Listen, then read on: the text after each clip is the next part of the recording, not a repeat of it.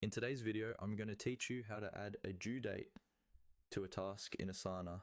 Having clear due dates is one of the simplest ways to keep your projects on track, and Asana makes this pretty straightforward once you know where to look.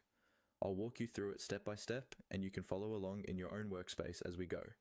First, start by opening Asana and selecting the project where your task lives. This might be a team project, a personal project, or any shared board you're working from.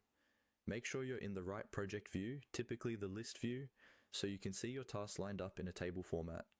Once you're inside the project, look across the top of the task list where the column headers are, like task name, assignee, and so on.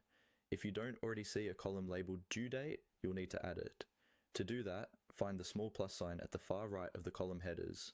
This plus sign lets you add more fields to your project. Click on that plus sign, and a menu of available fields will appear. From this list, look for the option labeled Due Date.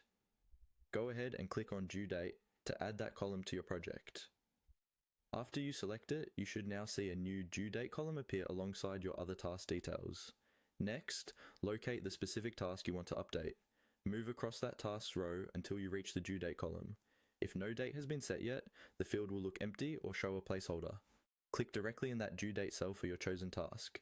When you click in the due date area, Asana will open a small calendar pop-up. This is where you choose the exact deadline. At the top, you can navigate between months using the arrows, and in the main area, you'll see the days of the month laid out like a typical calendar. Now, simply click the plus sign or the specific date on the calendar that you want to assign as the due date. Choose the day that matches your deadline, keeping in mind your team's schedule and workload. Once you click the date, Asana will automatically save it and display it in the due date column for that task. That's all there is to it. You've successfully added a due date to a task in Asana, which will help you